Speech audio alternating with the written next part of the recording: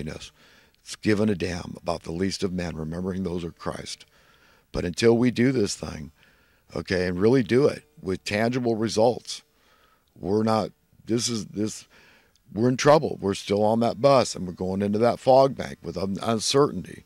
And all you got is prayer at some point, because I'm doing what I can. I'm the guy yelling and screaming, making a nut out of himself, making a scene, flailing his arms around. I'm that guy. But I'd rather act the fool now than be sorry later for not being who I was called on to be, which is just true to myself. And to say, to seek genuine happiness. It reverts back to that, genuine happiness.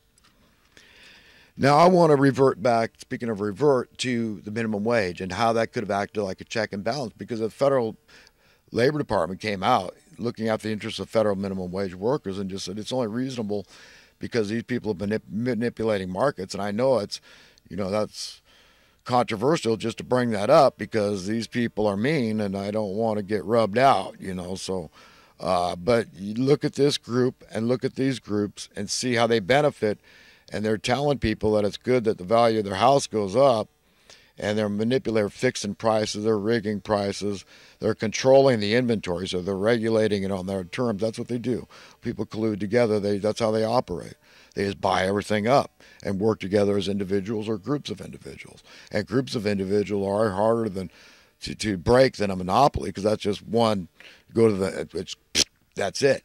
But when it's got many heads, and that's what we've got a situation like that. So the Federal Labor Department comes out and says, sorry, employers, we got to raise the minimum wage just so that the federal minimum wage workers can stay even Steven, and we keep America cohesive.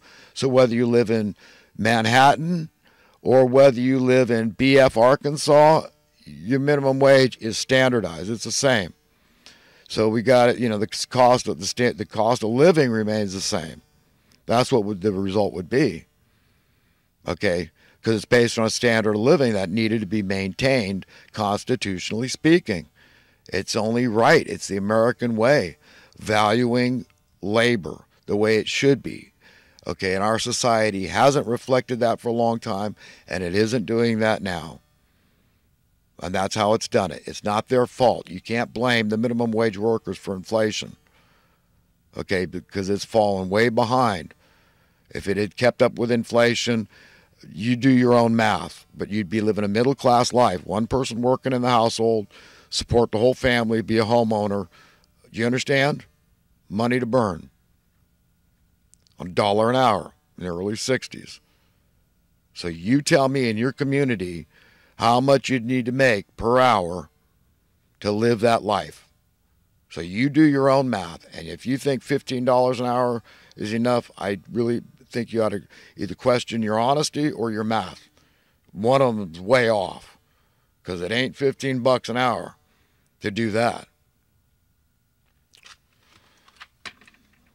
So you see how that would have prevented it, because the employers would have been up in arms. They would have said, what do you mean? My worker dollar, my employee dollar, my labor dollar isn't worth as much? What's going on? I want to know who's causing this. I want to know who's to blame. Is it this liberal socialist government to blame? Anti-capitalistic policies to blame? Or what? So mainstream media could educate you at that time, remember history and the establishment of the federal minimum wage and what it was, standard of living it was based on, and you understand? And there's no reason in the world why that couldn't have been maintained over the years, at least, without any improvement, without any progress. There's no reason in the world why it couldn't have at least been maintained if the game was being played fairly, if we were valuing correctly the willing workforce. Have we done that? No. So these people will divert our attention. And we're now, all Biden wants to be known as is a president that fought to end cancer. Oh, brother. We're in trouble. So what are you going to do about it? I'm doing what I'm doing. I'm trying to influence the influencers. A little bird told me, just go out there and tell somebody in your own more concise, coherent words, okay, we can all reach somebody. But the way to happiness is by pleasing our owner. It's the only way. And the only way we're going to do that is by extension, pleasing each other, caring, loving, Okay, just like we were our own. Everybody was we were all each other's kids. That's really, I mean, if you can't have a more pure love than you have for your children, then by all means, instead of thinking brothers and sisters, let's just think of it like we're each other's kids, and then we'll care. But we are one family at least. That's the way God wants us to do this thing and see this thing. That should be our perception, our perspective, is through His eyes. Because I just want to be happy, and I want you to be happy. It takes that for me to be happy. Our welfare is each other's welfare because we're inextricably interconnected. Okay? And it's a scientific thing. It's osmosis. We can't run away from it. So logically speaking, why don't we fix it? Okay? And I'm telling you, it'll cost a lot less in the long run. Okay? It might sound liberal to some to say, buy people houses. What do you mean, those poor people that are on Section 8? Buy them places? Bleeding heart. But mathematically speaking, it'd be totally prudent. I mean, what do this is triage, man, at this point. I mean, the Federal Labor Department has been deliberately remiss for a long time. And I say deliberately because, hey, come on. You know how easy they could have prevented this huge wealth imbalance that we have in America now? The poverty that keeps inching its way up. It just bothers me to no end. It does, and I can't shut up, and you shouldn't shut up. We can't. If you don't care about others, how do you know God's not just like you? And on Judgment Day, He says, well, I saw your laissez-faire attitude toward other people's unnecessary suffering. You know it was unnecessary. You know it wasn't because of a housing shortage you were homeless. And you know that you were willing to spend all this money to keep people in prison, rapists and murderers, $70,000 a year at least. Yet, no soup for these guys, and you're going to stand before God with that, and that belief system is going to hold water. That BS is going to hold water. You think I'm not your friend? I don't care who I'm talking to. I talk here just like I was talking to my own kids, trying to educate my own kids, trying to teach and train, warn them. Thusly, hey, you know what? I mean, you got to get your head screwed on straight and realize, hey, this business of salvation, this is serious. This is about where we go from here. A lot bigger deal than where we are right now, because this could end at any time. Being stuck on that bus, you might have a heart attack. Then it's not your concern anymore, is it? You're out of there. Now it's the living, the survivors. They've got to deal with it. We better care, my friends. If we don't care, we can't expect Him to care for us. How can we? Maybe, that's the way people need to think about it. God might be just like you. So if you don't care about others, why give God some basis He should care about you? Are you found fit, worthy, and deserving of inheriting a better world, a world void of any form of money at all? And nobody there that wants it, they say, oh my God, no.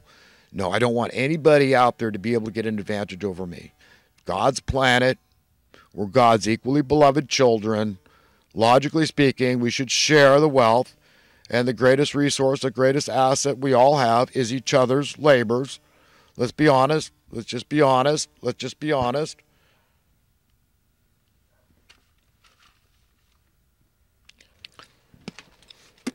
All right, friends, I'm on to some other things here, recent current events and talking points, some thoughts and comments I have. But, Christ stated that what He had done, that every man can do and more, and a lot of people would scoff at that. Even believers would say, well, we know that's not true. That must be a typo. We got to consider what He meant. I mean, He knew that there was going to be mass media. There was going to be ways to reach people with the truth, the whole truth, and nothing but the truth, because that's all the good news is. And the good news means the gospel, and that means the scriptures, and that means the Bible, ancient wisdom. I mean, it's all there, man, and it's all good. You should welcome it. Okay, yes, it's a responsibility to know the truth. It is, but you know what? What's the option?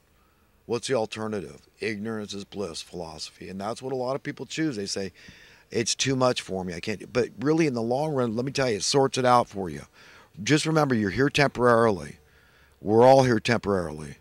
Just a wisp in time, a flash in the pan, and it's very insecure at that. So you don't want to be overly invested, okay? You don't want all your eggs in one basket. You want to be vested in also the possibility, at least, that there is an almighty creator God that owns you. Okay, that's only like a little kid, because it makes sense. There's too much mystery. Science can't answer everything. They don't. And no man can make a man from scratch without even so much as a cell from another human being. But I'm to believe it all is just a quirk, just accident, happenstance.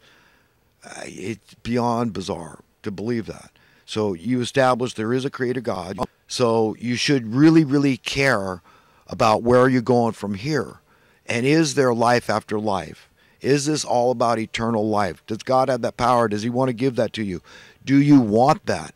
And what will it be like if you could get away with everything that bugs you, do away with everything that bugs you right now, and sort it out, write lists, organic or inorganic. Make 2 columns in that list, okay? And understand that your parents are the best parents you could ever imagine, and they want you to sort it out. They want you clear-minded in your thinking. Understand there's a lot of stuff that's across the board, okay, that none of us can get, but the other stuff is the other column. That's the stuff that's got to go. Okay, it's got to go. It's God's will that it goes, and God's will is going to be established upon this earth. And when it is, it's going to look one whole hell of a lot different. Thank God. We're not going to have homelessness. This is absurd. It's ridiculous. It's sickening. It sickens me. I mean, you think it's not hard for me to not be indignant? I feel indignant all the time.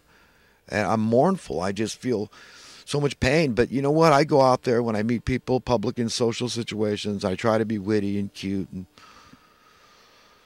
I was just at the bank the other day, and I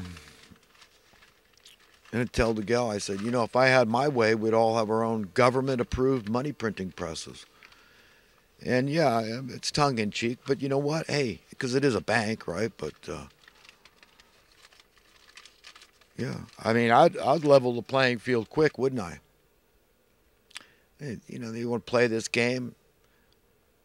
It's so unfair. It's so rigged. It's so evil, and they call it capitalism, and it's anti-capitalism. But hey, well, what's the same? You know, they both got capitalism in the name, but it produces the opposite results. Instead of producing a rising tide that lifts all boats, you know, it submerges some, and others rise to the highest heights. I mean, it's evil. It's evil, and it's got to go. God's will must be established on earth. We must have justice. We must have fairness. The captives must be set free. That's the meek and the righteous. Those are the ones that are going to inherit this earth. Kind of like that lyric, that line in that Bob Dylan song, right? That's the way it's going to play out. But the good news for the evildoers, people that have just had wrong values their whole lives, haven't thought these things through about where they're going from here, and is there a God, and do I have a relationship with God, and do I have right values, and all this kind of crap. Okay. The good news is that the righteous are not, they're not vindictive. They're not the punishing type. They're not the I told you so type. They're not the type to rub your nose in something. They're the graceful type, the merciful type, the compassionate type, the understanding type, because they've learned from God. They're emulating those characteristics, those qualities, those attributes. And it's a beautiful thing. But you can't believe God's a paper tiger. His will's going to be done. And like I said, if we do see changes for the positive in this country, it's the hand of God. Because right now, all signs are pointing to, nope, it's on for the evildoers. You know, housing values are going up, and that's a good thing that your housing dollars are worth less, because it's good for this segment of the population. A minority of Californians now are homeowners. So, but the mainstream media is going to talk like this is all good. They're not going to talk how it contributes to homelessness. They're not going to educate us about the $50 billion that's being spent every year to subsidize housing costs for the poor. The fact that it's just making the problem worse. All that money goes in the pockets of fat cats. They're not going to educate you about these things. They're just going to keep us on this bus and keep telling us, sit down and shut up.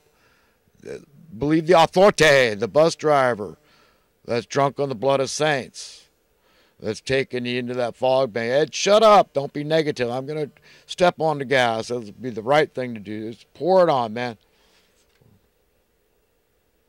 Because they don't have any other ideas. Their evil geniuses come to a grinding halt.